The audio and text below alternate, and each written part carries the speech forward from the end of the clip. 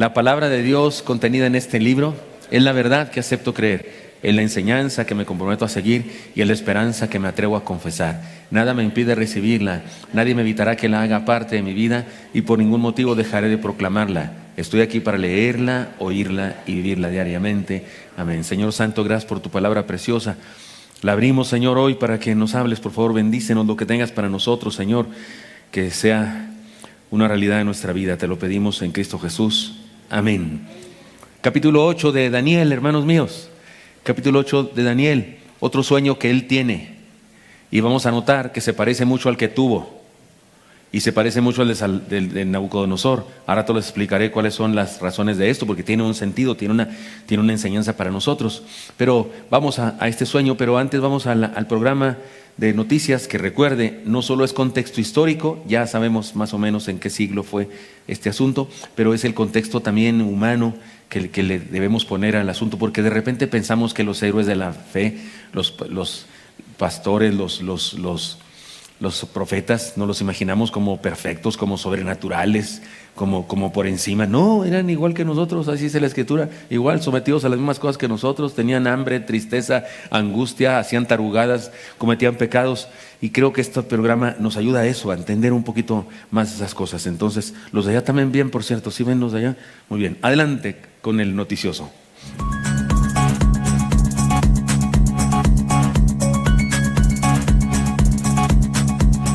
Muy buenos días, amigos y hermanos televidentes. Bienvenidos a La Señal del 7 en su programa NTH, Noticieros Transhistóricos. Está con ustedes su amigo Asdrúbal en la torre y por supuesto que nos acompaña Penélope Michel. Y les decimos bienvenidos y expectantes por saber el final de la entrevista de Cipriano Casiodoro, rey valedor, al Daniel del tiempo de Belsasar, regente de Babilonia. No supimos qué fue lo que pasó, el por qué el programa terminó así. Así es, en el programa pasado nos quedamos inquietos. Inquietos, expectantes, desafiados, emocionados, estupefactos, obnubilados, boquiabiertos. Ya, Penélope, muchas gracias. Ya te entendimos.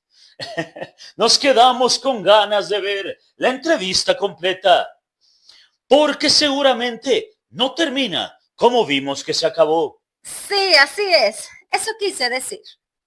Pues vamos entonces con Cipri para ver qué nos cuenta.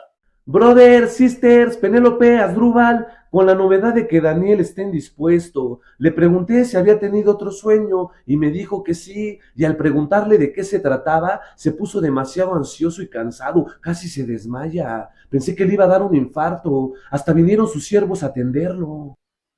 ¿Daniel enfermo? ¿Pero qué le pasó, mi Cipri? ¿Se encuentra bien? ¿Cómo está ahora? No se preocupen, bueno, todo depende. ¿Pero qué quieres decir con eso, mi Cipri? Sí, dinos. Pues Daniel está bien, tardó muchos días en recuperarse, pero finalmente pudimos seguir con la entrevista. Si quieren se las presento para que me entiendan. Daniel, señor gobernante, consejero, decano, ¿qué le pasó? ¿Acaso tiene usted alguna enfermedad que le produjo una crisis? Eso quisiera yo, que hubiera sido una enfermedad del cuerpo. Pero tristemente no fue eso. Entonces, ¿qué le pasó? El sueño que tuve. Usted me preguntó por eso, ¿recuerda? Ese sueño fue terrible. No pude soportarlo sin que mi alma se enfermara. Oiga, Daniel, si su sueño anterior, el de las 4 bestias, fue tremendo, ¿cómo dice que tuvo un sueño peor? Porque peor es peor que peor. No es el sueño, ni las imágenes, ni lo que vi, sino su significado. ¡Terrible! ¿Nos lo puede contar? Debo hacerlo. Esa es mi misión. Lo escuchamos. Sí, lo sé, y bendigo a Dios por ello. Sé que no solo me escucha usted, sino también todos aquellos que buscan a Dios y estudian mis escritos. El sueño terrible es el de un carnero y un macho cabrío. El primero destruyendo todo a su paso, incluida Babilonia, el país al que actualmente sirvo. Pero luego llega el siguiente imperio, Grecia, más destructivo y letal y poderoso. El ángel Gabriel mismo ya me había revelado la identidad de las bestias, pero eso yo ya lo sabía desde el sueño anterior, pero en esta ocasión la revelación es demasiado pesada para mi pueblo.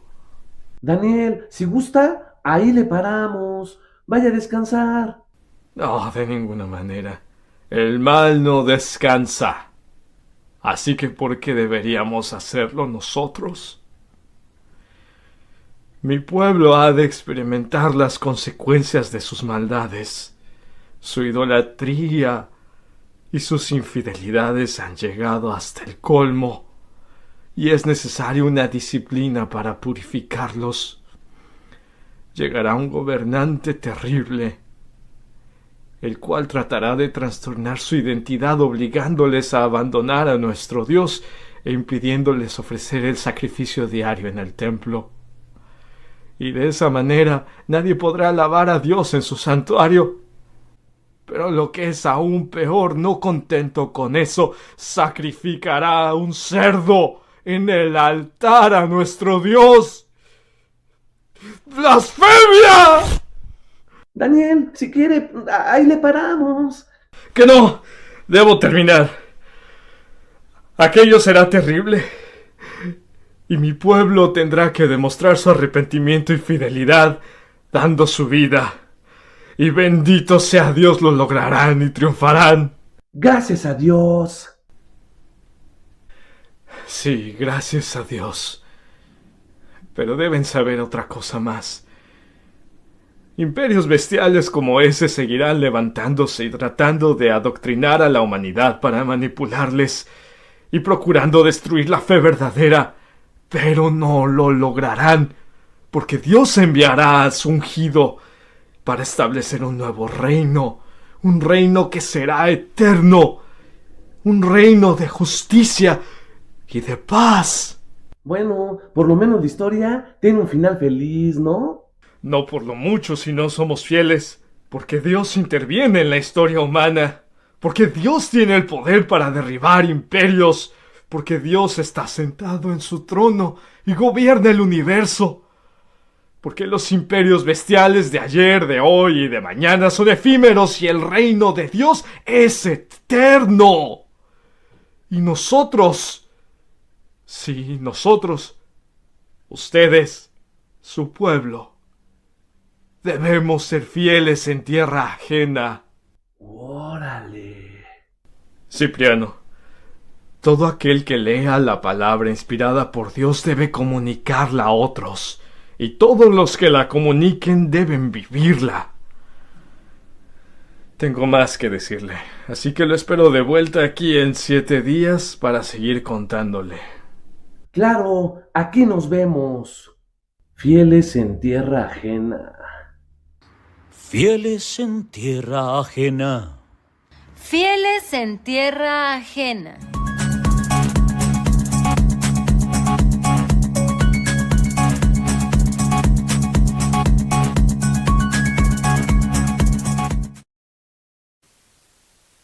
Cuando leamos el capítulo nos damos cuenta de una cosa. Otra vez la enseñanza es muy evidente.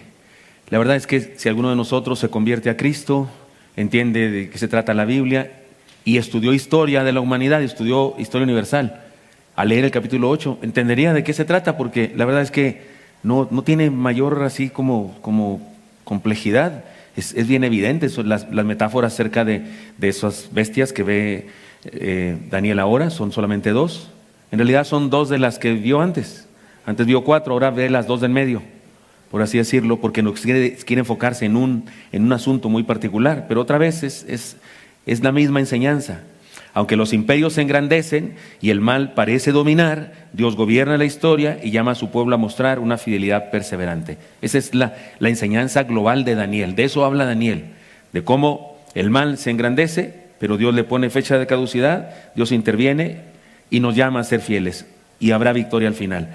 Leamos por parte del texto y en esta ocasión lo voy a leer yo porque quiero interrumpir algunos pasajes para ir diciendo algunas cosas anticipadamente. En primer lugar, hermanos, la primera parte del pasaje, capítulo 8 de Daniel, nos habla de esto. Dios conoce el curso de la historia mucho mejor que sus protagonistas. En el año 3 del reinado del rey Belsasar me apareció una visión a mí, Daniel, después de aquella que me había aparecido antes. Vi en visión y cuando la vi yo estaba en Susa, que es la capital del reino en la provincia de Elam. Vi pues en visión, estando junto al río Ulai, alcé los ojos y miré y aquí un carnero que estaba delante del río y tenía 2 cuernos, aunque los cuernos no eran altos, uno era más alto que el otro y el más alto creció después. Usted y yo ya tenemos sospecha, ¿no? En el sueño de Daniel, anterior también, había una bestia que era como un oso, pero estaba de lado. ¿Se acuerdan de eso? Y entendimos, es que el imperio medo-persa tenía 2 etnias, 2 grupos diferentes, uno de ellos se sobrepuso al otro, y sí, así fue, por eso después se llamaba solamente imperio persa, ya no se decía medio persa, se decía solamente persa, porque ellos llegaron a ser el cuerno más alto. Vi que el carnero hería con los cuernos al poniente, al norte y al sur. Son las regiones que conquistó. Y que ninguna bestia podía parar delante de él, ni había escape de su poder. También es cierto que tuvo muchas luchas ese imperio y destruyó a todos. Y hacía conforme a su voluntad y se engrandecía. Cualquier historiador reconoce a ese imperio medo-persa. Mientras yo consideraba esto, he aquí un macho cabrío venía del lado del poniente sobre la faz de toda la tierra, sin tocar tierra. Eso habla de su velocidad, como el leopardo del sueño anterior.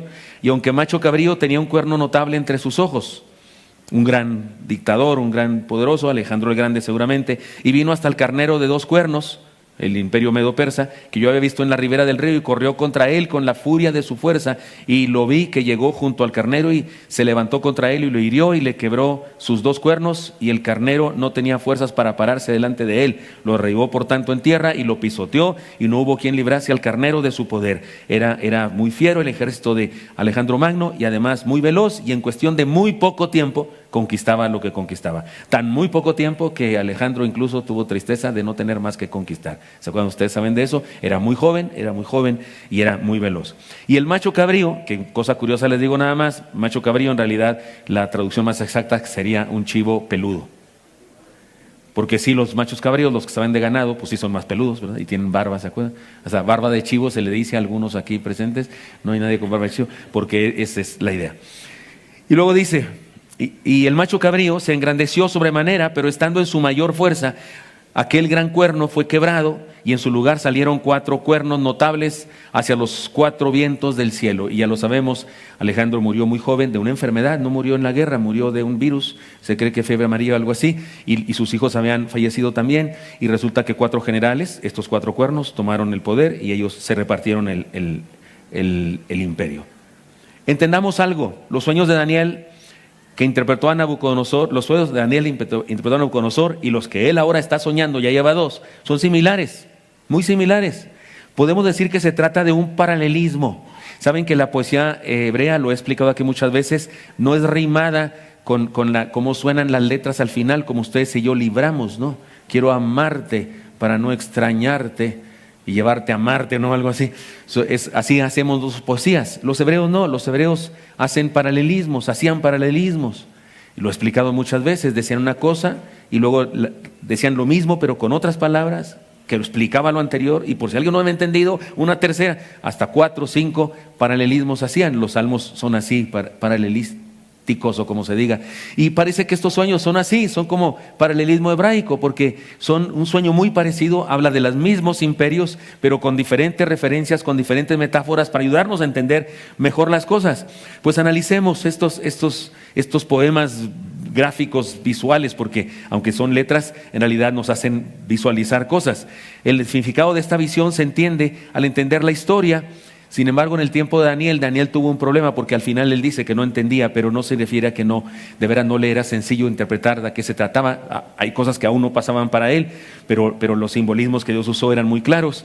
Pero no entendió, se refería a algo más importante que veremos más adelante, ¿de acuerdo? Pero este pasaje, interpretémoslo. El carnero representa el imperio medo-persa, un poder destructivo pero limitado. Macho cabrío representa a Grecia, un imperio que creció con gran velocidad, impresionante velocidad, cuyo rey Era el gran cuerno, fue quebrado y entonces surgieron cuatro reyes, 4 cuernos.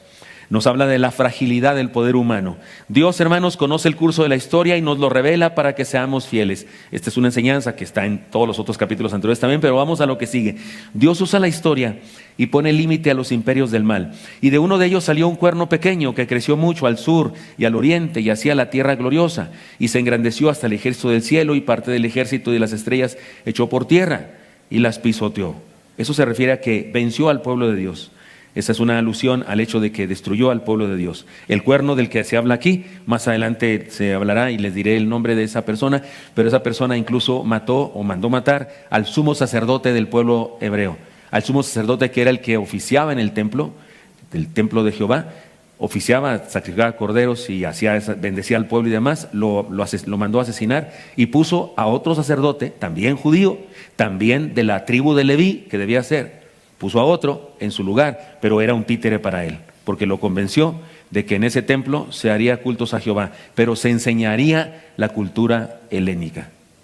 ¿Le suena eso parecido a cosas que pasan en nuestro tiempo?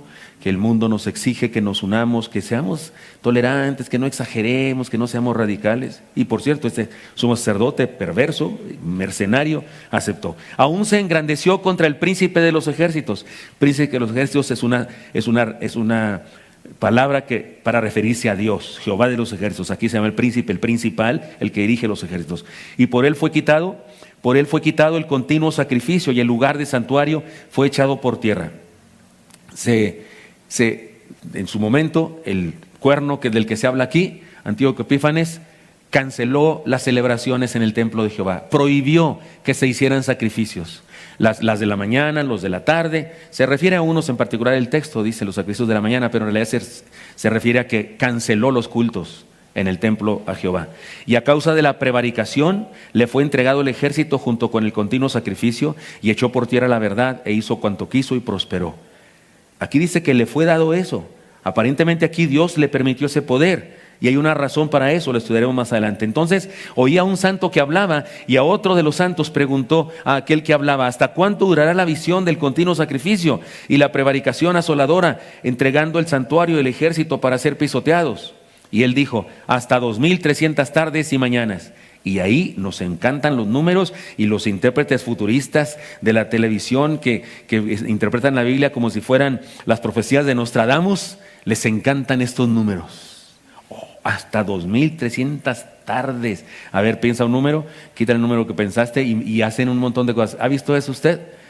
¿De qué se trata esto? Si lo sumamos y los analizamos y pensamos que cada una de esas, las frases tarde y mañana se refiere a un día completo, entonces son 6 años y medio aproximadamente. Si pensamos que no se refiere a mediodía, en cada caso, eso dicen algunos eruditos en el hebreo, entonces se refiere a 3 años y medio. Y resulta que para las dos cosas hay respuesta y explicación. Si se refiere a 3 años y medio, es probable que se refiere al hecho de que este hombre estuvo utilizando el templo y haciendo aquellas abominaciones durante 3 años y medio, desde que o más bien que esa persecución contra los judíos fue durante 3 años y medio, tomando en cuenta cuando mandó matar al sacerdote y hasta que los macabeos, si no ha leído el libro de Macabeos, se lo recomiendo, son libros apócrifos, pero no son libros satánicos ni nada de eso.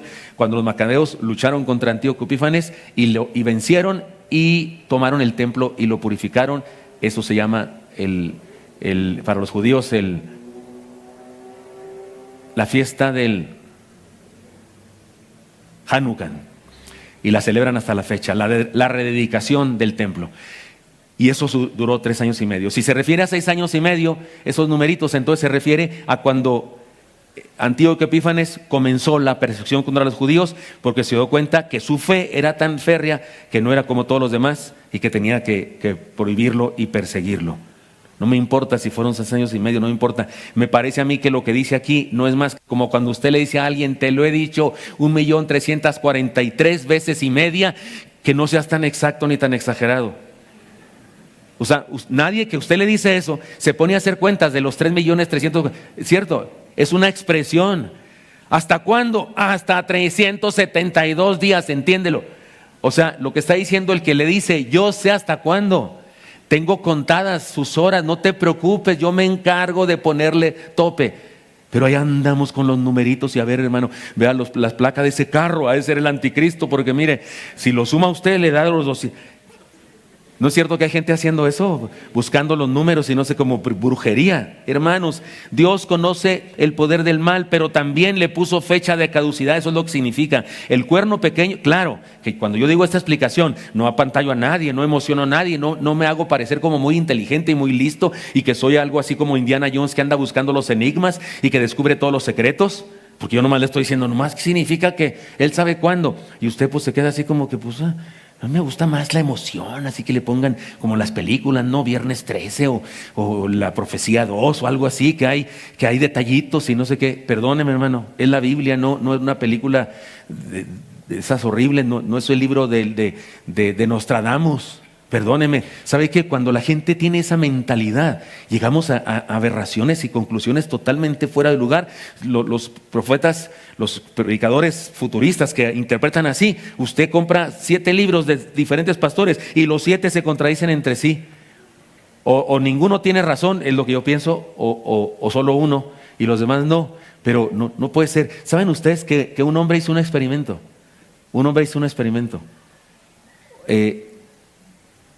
Dijo, descubrí algo que dice Nostradamus acerca de las Torres Gemelas y acerca de no sé qué y no sé cuál. Y la gente lo leía y todos emocionados diciendo que qué lindo. Y él dijo, perdone, no es de Nostradamus, lo escribí yo hace 10 años. Dice, y sucedió el milagro. Dice él, yo dije, Nostradamus no escribió nada profético. Se puso a escribir cosas que se le ocurrieron. Y dijo, en el futuro cualquiera le encuentra significado. ¿Cuántos han ido a Cacahuamilpa? En Cacahuamilpa, las estalagmitas, ahí está Popeye, está... Sí, chavo, ¿cómo se llama ese? Cantinflas. Está un pastor con su rebaño, está un Cristo, una Virgen de Guadalupe, ¿cierto o no? Miles de figuras. Usted haga rayas ahí, ponga rayas y luego aviente unos huevos con pintura y le aseguro que usted y yo encontramos ahí a Pepe el Toro o al hermano Isidro. Sí es Isidro, mira los pelos así paraditos, sí es él. Porque tenemos la tendencia, nuestro cerebro tiene la tendencia a encontrarle figura a las cosas. Las nubes, ¿cierto o no es cierto? Este hombre escribió una cosa 10 años antes y luego después dijo que había profetizado que era Nostradamus y después les dijo a la gente, no fue Nostradamus, fui yo. Y lo escribí como experimento hace 10 años, a ver si en el futuro inmediato mío pasaba algo que se pareciera a eso. Y sí, se parecía. Hermanos, así interpreta algunas veces la gente. Cuidado, Dios no tiene que hacernos un crucigrama para que entendamos. O está claro o no viene de Dios. Y si hay 20 interpretaciones, entonces mejor no creamos ninguna porque está dudoso. El cuerno pequeño representa a Antíoco Epífanes, un descendiente de Seleuco. ¿Se acuerdan? El rey Alejandro el Grande muere y entonces 4 generales toman el poder. Uno de ellos es Seleuco, se llama, y la dinastía seleucida, uno de ellos, tal vez el octavo, se cree que posiblemente el octavo, es que se llama Antíoco. Se puso Epífanes, que quiere decir imagen de Dios. Epifanía, ¿ha oído la idea de epifanía? Una teofanía es cuando Dios se manifiesta, Dios se hace visible por los sentidos físicos. Bueno, Antíoco decía, yo soy una manifestación de Dios. Por eso hizo que lo llamaran Epífanes. Era un descendiente seleuco, general de Alejandro Magno. Sigue la misión apasionada de helenizar al mundo entero y establece leyes para que los judíos abandonen su fe, prohíbe manifestaciones religiosas en el templo, persigue a los fieles de Jehová, pervierte a muchos judíos que ceden a sus demandas. Muchos judíos se hacen de su punto de vista. Dicen al fin que la cultura helénica pues es cultura, es asunto cultural, pero nosotros tenemos nuestra fe, pero mezclaban su fe con la cultura. Se engrandece contra Dios metiendo ídolos en el templo y sacrificando un cerdo en el altar. Y el número 2300 tardes y mañanas es la respuesta a la pregunta ¿cuándo va a tener límite el sufrimiento? Y lo que quiere decir aquí el Señor es que Él sabe cuándo y sí se lo va a dar. Dios no evita, hermanos míos, Dios no nos evita toda opresión. A veces nos permite sufrimientos, pero sí la limita y soberanamente interviene. Las pruebas del creyente tienen término definido por Dios y un propósito eterno. Sigamos con la otra parte del pasaje. Dios revela a su pueblo sus planes para llamarlo a fidelidad, no a la especulación. Cuando Dios nos revela cosas, nos llama a ser fieles, no a especular. Si después de ese sermón usted sale de aquí haciendo cuentas acerca de los 2300 y acerca de los 2 cuernos y el grandote que se hizo y los 4 cuernos y el que sale y el otro cuerno, y usted sale de aquí pensando en cuernos y en bestias y buscando personajes de las noticias de la humanidad ahora para encontrar estas personas, y sale usted especulando de todo. No, pues la regué yo, o usted pues nomás. La regué yo en darle una enseñanza. No, cuando Dios nos revela cosas, no es para llamarnos a la especulación, es para llevarnos a la fidelidad. Pudiera ser que no entienda nada. Daniel al final de este capítulo dice, yo no entendía. Pero no era el problema de entender o no, era el ser fiel. Eso es lo que debo entender. Y aconteció que mientras yo, Daniel, consideraba la visión y procuraba comprenderla, he aquí se puso delante de mí uno con apariencia de hombre. Ya empezamos con la sospecha, apariencia de hombre, sí, ¿verdad?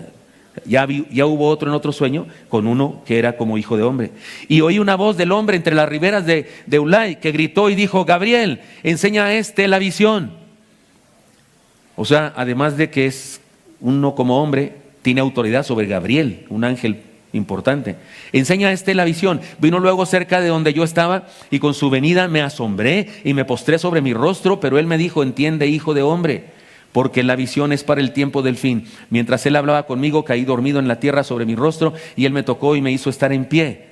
Se parece mucho a una escena de Apocalipsis y también Juan muy impresionado por la presencia del Señor. Y dijo, he aquí yo te enseñaré lo que ha de venir al fin de la ira, porque eso es para el tiempo del fin. En cuanto al carnero que viste que tenía 2 cuernos, estos son los reyes de Media y de Persia.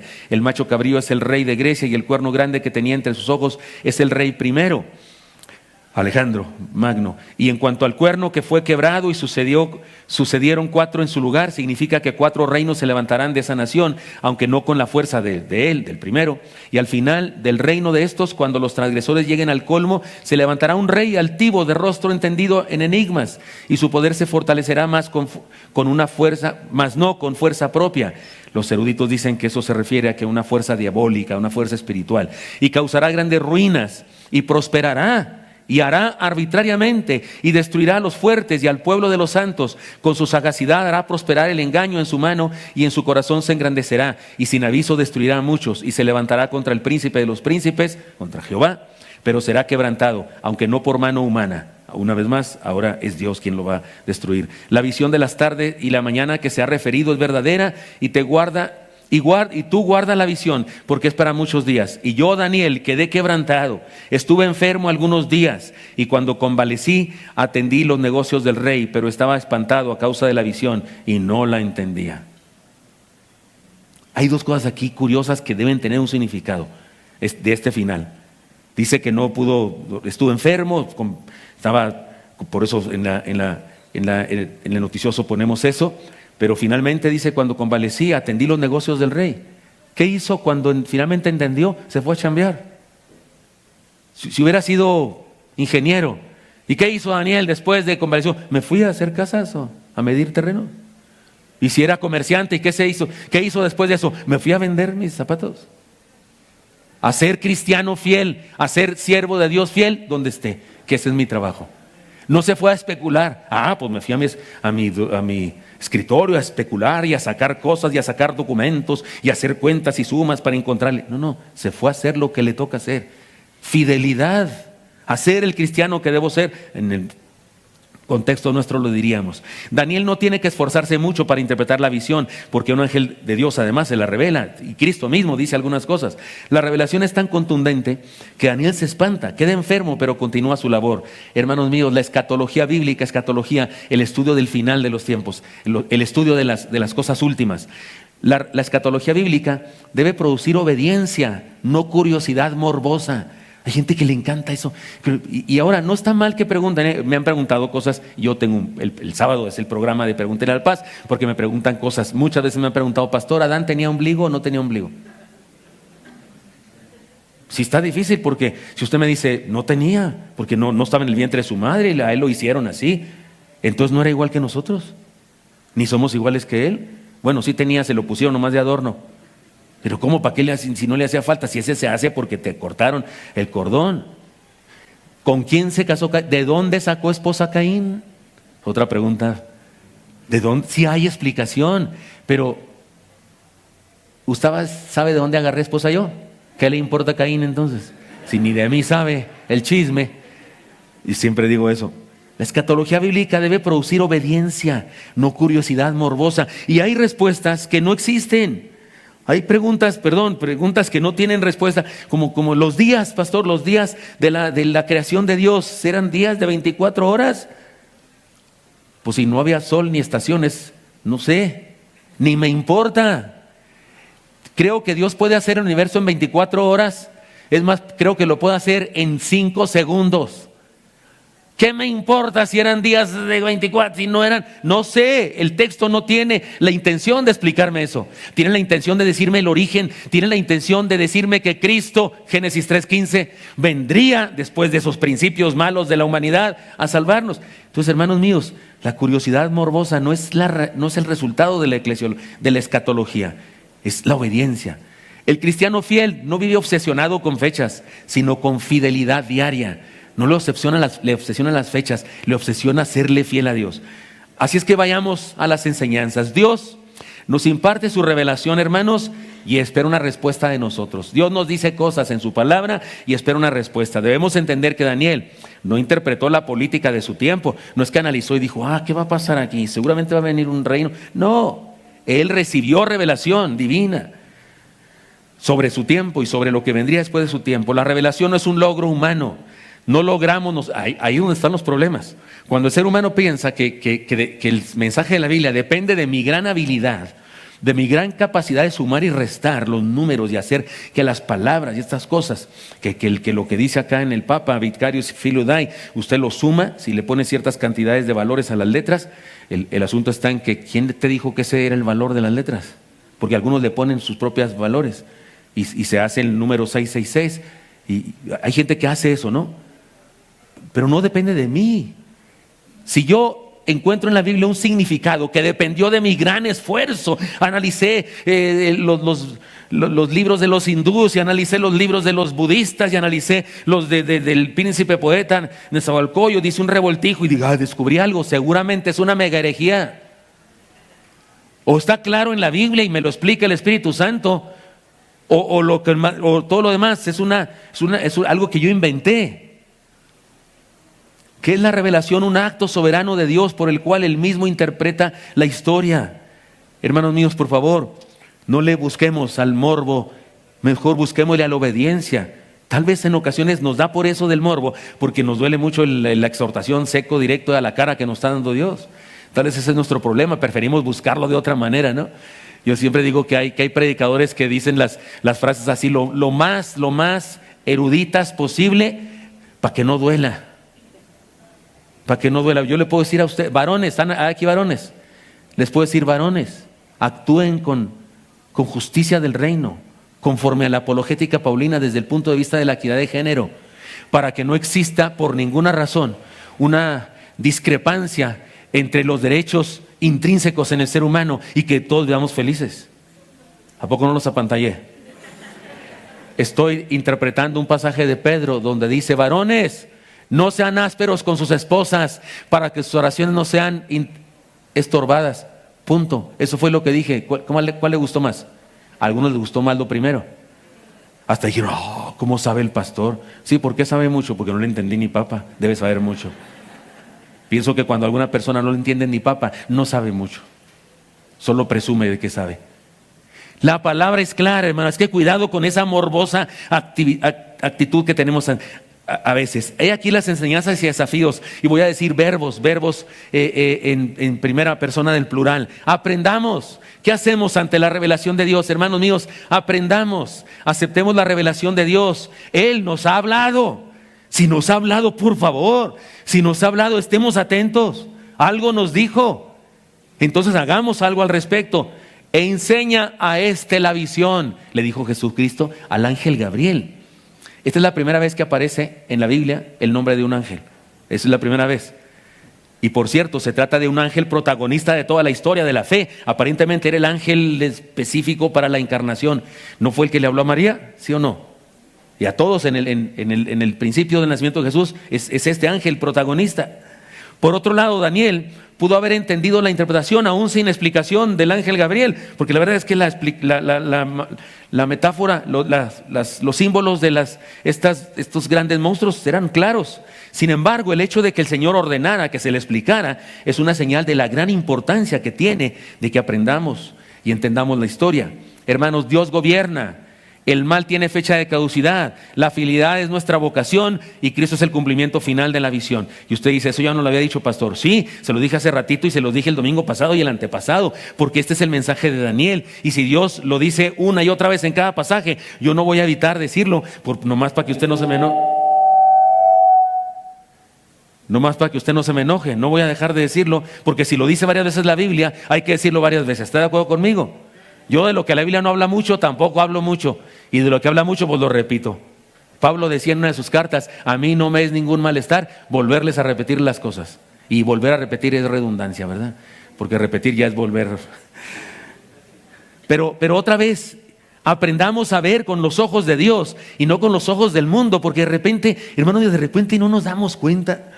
De repente no nos damos cuenta. Ahora yo sé, hay gente que siempre ve el punto negro y usted dice, no, yo no quiero ser de esos que siempre ven el punto negro. Es cierto, no hay que andar de chismoso siempre viendo el punto negro. Oiga, pero si hay una manchota negra, así sería bueno verla, hermanos. Y el mundo no tiene un punto negro. La humanidad y la historia humana no es un puntito negro. ¿Qué es un puntito? El LGTBQ+, un puntito. Los chicos serían esos que se visten, ay, qué graciosos con sus orejitas de lobo gris y no sé qué. Qué lindos, qué lindos. No es un punto negro. Es una cosa impresionantemente loca, absurda, blasfema. Es terrible lo que está pasando. Pero hay quienes piensan que ya salió una iglesia por ahí. Ya salió una iglesia ahí babilónica por ahí. Ahora que están de moda los Terians, ya salió una iglesia por ahí y publicó que somos una iglesia Terian friendly. No pusieron así, pero dijeron, le dijeron lo que hacen los Terian. Y si tú eres así, en nuestra iglesia eres bienvenido. Ahora aquí también, aquí también. Pero no le vamos a decir firulais al jovencito ese. Ni le voy a dar croquetas, que ni se las va a comer. Y le voy a enseñar y le voy a decir que esa es una aberración y un acto en contra del Dios divino que lo hizo joven o señorita y no lo hizo ese animal que dice él que es. Y que sería bueno que se arrepintiera y que confiara en Dios y viera lo maravilloso que es su persona. Porque una persona llega a eso cuando no se gusta, cuando no se quiere, cuando se ha despreciado porque alguien lo despreció. Y le ayudaría a salir de eso. Por supuesto que también aquí es bienvenido. Pero el día de hoy hay congregaciones que no se dan cuenta del problema que aprendamos a ver con los ojos de Dios y no con los ojos del mundo. Sí hay un problema serio de maldad, de depravación en la raza humana el día de hoy. No lo digo yo, lo dice toda la Biblia, por todas partes lo dice la Biblia, esta verdad. Así es que aprendamos. Segundo lugar, examinémonos, somos responsables de lo que está pasando. No es cuestión solamente que el diablo que siempre anda metiendo su cola donde quiera. No solo es eso. Los seres humanos participamos en esto. Por eso la Biblia dice, no hay justo, no hay uno, no hay quien entienda, no hay quien busque a Dios, todos. Y usted dice, sí, esa gente, los inconversos, esa gente, qué bárbaro. No, todos. Y a causa de la prevaricación, apostasía, infidelidad a Dios, le fue entregado ¿a quién? Al cuerno ese, Antíoco Epífanes. Le fue entregado el ejército junto con el continuo sacrificio y echó por tierra la verdad e hizo cuanto quiso y prosperó. ¿Por qué prosperó este malvado rey, loco, maniático, que creía que todos debían ser helenizados? ¿Por qué prosperó? Dios lo permitió. Dios pudo haberlo destruido. Señor, 6 años y medio, 3 años y medio. No, Señor, ni media hora, por favor. Si acaso dale 30 segundos y después los matas. No, lo dejó más tiempo. Y le dejó ganar al pueblo de Dios. Permitió que se matara el sumo sacerdote de los hebreos y que se pusiera un títere helenizado, contaminado por las ideologías. ¿Por qué? Por las prevaricaciones. Qué declaración más terrible. La razón que Dios no impidiera el éxito de aquel maligno poder es la infidelidad de su pueblo. Digamos que Dios permitió que las celebraciones religiosas fueran interrumpidas y el templo profanado, porque los que debieron celebrar con fidelidad ahí y rendirle culto, no lo hicieron. No lo hicieron. Lo hicieron con maldad. ¿Nunca ha leído usted? Se trata de una diferencia de años, pero ¿nunca ha leído usted lo que dice Isaías capítulo 1, versículos 10 y siguientes? Dios llama al pueblo hebreo príncipes de Sodoma, gente de Gomorra. Sodoma y Gomorra hace varios siglos que no existen, fueron destruidas. Cuando Isaías escribe su libro, Sodoma y Gomorra hace siglos que no existen. Pero todos sabemos qué pasaba en Sodoma y Gomorra. Y Dios le dice a su pueblo, príncipes de Sodoma, gente de Gomorra, ¿quién les dice que vengan a pisotear mis atrios? ¿Para qué vienen? Me tienen hartos sus cultos, sus reuniones, sus lunas nuevas, sus celebraciones a mí, sus cantos me tienen harto, me revuelven el estómago. Eso dice. Si usted no lo ha leído, busque Isaías capítulo 1, léaselo todo el capítulo 1. Y dice, ¿qué les pido yo a ustedes? Que sean buenas gentes, que ayuden a las viudas y a los huérfanos, eso les pido. Pero ustedes le quitan el dinero a los huérfanos y hacen trampas a las viudas. Y Dios los acusa terriblemente. Y lo que es más impresionante es que Dios dice, ya no soporto que vengan a celebrar cultos aquí en mi templo, a pisotear mis atrios. Tal vez eso es lo que quiere decir aquí. Por la prevaricación, Dios permitió que ese hombre se apoderara del templo. Si no lo usan para bien, si no lo están usando correctamente, mejor ni vayan. Es tremendo esa frase, es tremenda. Por eso digo, examinémonos. Porque sí hubo personas fieles como Daniel, como Sadrach, Mesach y Abednego. Sí hubo personas fieles que arriesgaron su vida. Pero hubo muchos otros que se asimilaron. Estaban demasiado eran demasiado progresistas, eran personas no tan fanáticas como algunos predicadores por ahí fanáticos, no, eran personas más sensatas y estaban en comunión con los demás y se hicieron como ellos. Como si hoy los templos fueran cerrados, como disciplina a quienes no asisten. ¿Sí me explico? Como si de repente el gobierno nos cerrara nuestros templos y luego un profeta va y les dice a todos los cristianos que dejaron de venir a los cultos, oigan, ya cerró el templo Dios, no se preocupen ya, ustedes ni querían ir. Y seguramente sería un gran impacto en sus vidas.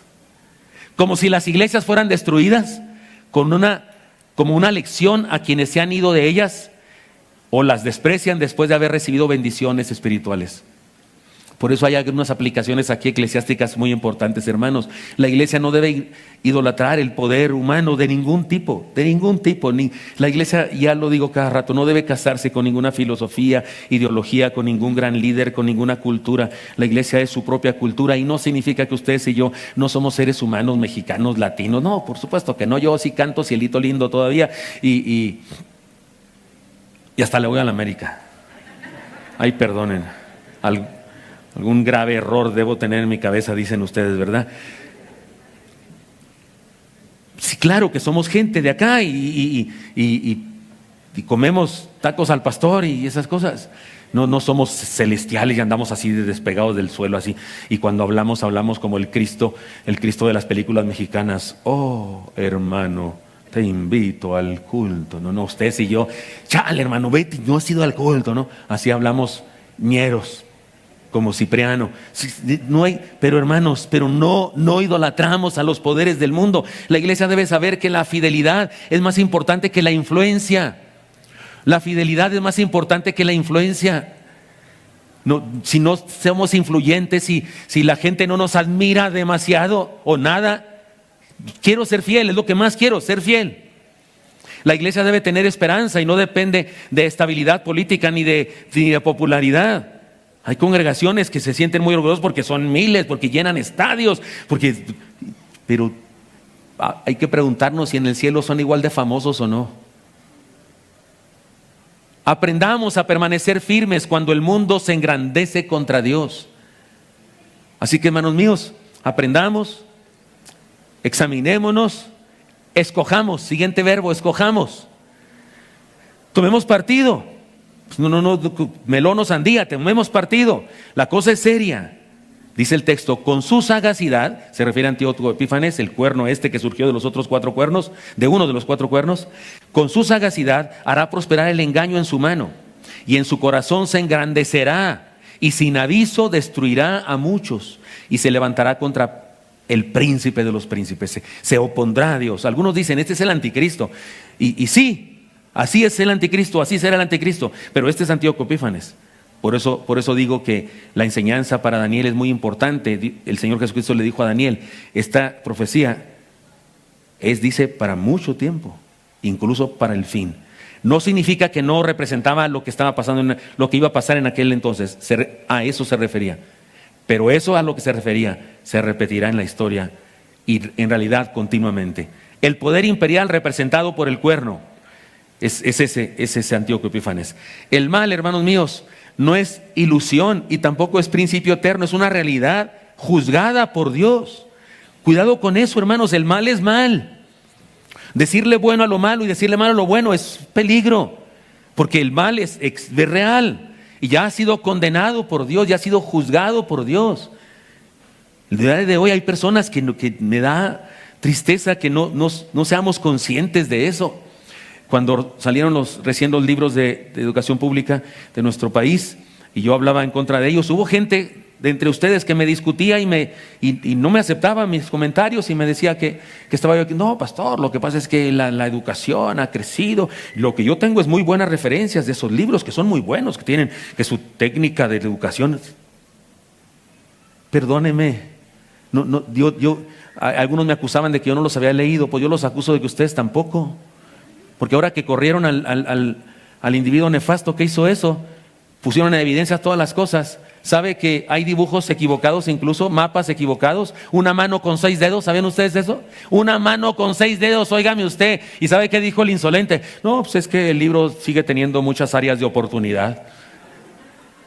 O sea, en lugar de decir, cometimos una burrada, sigue teniendo, sí, es cierto, hay que decir, niños, viene una mano ahí, hay que mocharle un dedo, el que quieran. O áreas de oportunidad. Diabólico esos libros son diabólicos. Y me preocupa eso, pero más me preocupa el cristiano que no lo ve, que no es tan grave. Lo que pasa es que los ignorantes que no saben de pedagogía no se dan cuenta que no es pedagogía aquí el asunto, aquí es brujería o cristianismo, eso es lo que es. El mal no es una ilusión ni un principio eterno, porque Dios no hizo el mal, es una realidad juzgada por Dios. El mal nunca es necesario, porque decimos a veces, es que es un mal necesario, el mal nunca es necesario. Siempre es una experiencia de condenación y blasfemia. El Estado o cualquier autoridad política, social, religiosa, fíjese, religiosa incluso, que se absolutiza o se diviniza, es un acto de arrogancia que desafía a Dios. Es un acto de arrogancia que desafía a Dios. Por eso perdónenme, de repente algunos son muy ecuménicos y quieren, no, todas las religiones, perdóneme. Si alguien se autonombra sumo pontífice, es una bestia, es un cuerno que se opone a Dios, porque la Biblia es muy clara cuando dice que solo hay un sumo pontífice. ¿Quién es, hermanos? Cristo. Cualquiera que se hace llamar sumo pontífice es alguien que se desafía a Dios. La cultura que persigue la fe, cualquiera, llámese ONU, llámese universidades ateas, llámese partidos ateos. La cultura que persigue la fe, que persigue sus valores y principios, es un destructivo sistema bestial de inmoralidad y depravación. Ya sea que esté rodeado del romanticismo de los revolucionarios del pasado, ya sea que esté formado con esas cosas de revoluciones. Cristo ya nació en Calapahuil. ¿Se acuerdan de ustedes de esa canción? Yo la cantaba, yo también era de esos hippies que andaban en esas cosas. Pero esos países que traicionaron a la humanidad, esos revolucionarios que traicionaron a la humanidad, se traicionaron a sí mismos y construyeron imperios. Pobres, por cierto, imperios pobres, porque todos son pobres. Ni siquiera hicieron bien a su gente, sino que lo llevaron a la pobreza. Traicionaron a todos. No importa si se absolutiza y persigue a los principios, de Cristo, es un destructivo sistema bestial de inmoralidad y depravación. El problema del mal, hermanos, en la historia es fácil de identificar. Seamos sabios, por favor. Ustedes y yo no tenemos que batallar mucho en identificar el mal a nivel global. No vayamos a ser hallados, hermanos míos, desfilando, opinando, votando o predicando a favor del imperio bestial. Discipulémonos, otro verbo, discipulémonos. Él nos llama a seguirle. Y oí una voz de hombre entre la ribera de Ulai, que gritó y dijo: Gabriel, enseña a este la visión. Vino luego cerca de donde yo estaba, y con su venida me asombré y me postré sobre mi rostro. Pero él me dijo: entiende, hijo de hombre, porque la visión es para el tiempo del fin. Este es un mensaje que le dan a Daniel muy importante. Daniel, esto va a pasar muy cercano a ti, pero también va a pasar en la historia, y de lo que estoy hablando es del final. Aunque es un texto del Antiguo Testamento, es decir, antes de Cristo, el mensaje es cristocéntrico. Aquí está Cristo diciéndonos algo. Quien le dio la orden a Gabriel es superior, y esa autoridad sobre el ángel Gabriel es Cristo mismo. Su autoridad y grandeza fue un peso que hizo que Daniel se humillara bajo el peso de la gloria. Le pasó a Daniel lo que le pasó a Isaías cuando fue al templo, capítulo 6 de Isaías. Estaba yo en el templo, dice, y vi yo al Señor sentado en su trono. Sus faldas llenaban todo el lugar. ¿Se acuerdan de eso? Unos querubines diciendo: santo, santo, santo. Y luego dice Isaías: ay de mí que soy muerto, porque soy hombre inmundo de labios y habito en un pueblo de labios inmundos, y mis ojos han visto a Dios. Es lo que le pasó a Pedro cuando se dio cuenta que Jesús de Nazaret no era un simple hijo de carpintero, sino era alguien más, cuando la pesca milagrosa, y le dijo cayendo a sus pies: apártate de mí, Señor, porque soy hombre pecador. Es lo que le pasa a cualquiera cuando se enfrenta con la grandeza de Dios, un peso de gloria sobre su espalda, y termina en el suelo. Y este ser tiene un conocimiento total, porque explica la historia, no hay duda, es el Señor. Y esto ya lo sabíamos usted y yo desde hace ratito, pero qué maravilloso. En medio del rugir de los imperios, en medio de la matraca de la maldad en el mundo, el Señor está con nosotros, hermanos míos. Ahí está Daniel, se enferma incluso de la visión, pero está el Señor ahí. Nos llama, Él nos llama, nos revela sus planes, nos acerca a su gracia, nos da un mensaje de aliento. Algunos de ustedes me mandan videos. Quieren que les dé mi opinión sobre esas cosas, sobre lo que está pasando en el mundo, sobre unos videos espantosos, mortalmente blasfemos que han descubierto por ahí, donde aparecen personalidades y demás. Ya no me los manden, porque yo nunca he tenido afición por las películas de terror, y esas cosas son peor que una película de terror, 1000 veces peor. Tan solo leer algunas cosas la depravación llega al máximo. Pero bendito sea el Señor, porque de repente me da la chiripiorca de la emoción, y de repente cuando alguien me manda algo y tengo la intención de contestar, me pongo a leer y demás, y me siento muy mal, y también mi corazón puede ser de pollo de repente, pero cuando me pasa eso, siempre me pasa también esto, que siento al Señor que me dice: hijo de hombre. ¿Sabe que la frase es muy interesante? Es Ben Adán, la palabra es Ben Adán. Ben de hijo, Adán, hombre.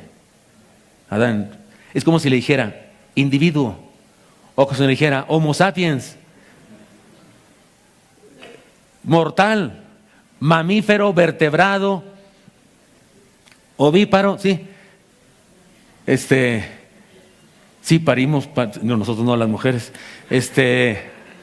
¿Qué más somos? Pensantes, pues, pensantes, que sabemos manejar máquinas y inventar cosas. Como si me dice: mortal cualquiera. Soy Dios el que te creó, y aquí estoy contigo, tranquilo. Eres especial porque yo te hice. Eso es lo que está haciendo Dios aquí con Daniel, que tiene ese problema. Nos llama, nos revela y me interesas tanto que te voy a decir a ti lo que no le pienso decir a los búhos de Canadá, por los que andan haciendo marchas para que no se coman sus huevos. Hay gente que hace marchas para que no agarren a los búhos, y yo también tengo de acuerdo que no sería bueno hacerlo, pero andan defendiendo los huevos de los búhos, y un niño en el vientre es más que un huevo, perdón. ¿Están de acuerdo conmigo en eso? Es un ser. También tiene que ver con huevo, porque sí, somos óvulo y espermatozoide, pero algunos matan a estos, pero andan peleando por aquellos. Y Dios le dice a Daniel: tú eres más importante para mí que los delfines. Y no me refiero a los de Miami, sino a los delfines del agua. Me importas más tú que los orangutanes de no sé dónde, que se están acabando con su hábitat. Tú eres más importante para mí. Nos revela sus planes, nos acerca a su gracia, nos da un mensaje de aliento, hermanos míos. Por eso concluyamos: seamos fieles en tierra ajena. El mensaje es para nosotros. Entiende, hijo de hombre, entiende, humano, entiende, Ben Adán. Porque la visión es para el tiempo del fin. Y dice al final del texto: y yo, Daniel, quedé quebrantado y estuve enfermo algunos días. Y cuando convalecí, cuando me repuse, atendí los negocios del rey, pero estaba espantado a causa de la visión y no la entendía. Ya les dije ese asunto. ¿Qué hizo después Daniel de que ya se recuperó de la visión? Se puso a chambear, tenía papeles ahí, cosas que firmar. Tenía un altero de un expediente, se le había acumulado el expediente. ¿Y qué hizo? Pues lo resolvió. Tenía que hacer compras o yo no sé qué para el palacio porque tenía un trabajo. Se puso a hacer el trabajo. Hermanos míos, ¿qué me pide Dios? Después de que yo me entero de sus planes y yo me entero de que hay maldad en el mundo y me entero de que hay un reino y me entero ¿qué quiere Dios que haga? Que me ponga a hacer lo que sé hacer, lo que tengo que hacer, lo que me pagan por hacer y que lo haga muy bien y que sea fiel y que mi testimonio sea un mensaje para todos los demás. No me voy de aquí de morboso a elucubrar teorías de escatología y a inventar cosas para hacerme famoso como profeta de no sé qué. No, me voy a hacer mi trabajo. Bueno, mi trabajo sí es predicar. Me voy a hacer mi trabajo. Es más, ahorita me voy a hacer mi trabajo porque ya están los de las 12 que también les voy a predicar. No está tan chido el escenario allá como este, está más bonito aquí, pero pobres, ya que están allá, todavía que están allá y todavía yo diciéndoles de cosas. Estoy bromeando. Pero igual usted y yo, ¿qué hacemos? Lo que me toca hacer, pero lo hago bien. Pero también dice Daniel que no lo entendía.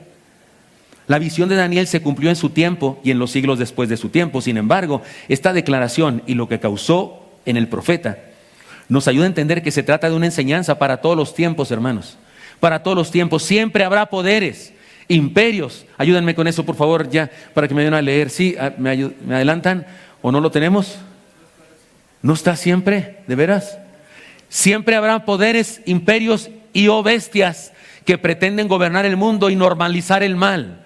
Siempre habrá. Eso dice este texto a Daniel. Eso es lo que le profetiza el Señor a Daniel. Y mire que eso se cumple perfectamente en nuestro tiempo. Ahora mismo hay imperios y poderes bestiales que tratan de gobernar al mundo normalizando el mal. Se pretende normalizar la pederastia. Se pretende normalizar una identidad de género que no es de identidad de género, que es lo contrario. Se pretende normalizar un montón de maldades. Hermanos míos, estamos viviendo eso que dice, que profetizó el Señor. Ya no es Antíoco, es otro. Yo tengo mis candidatos para esos nombres. Usted tenga los suyos.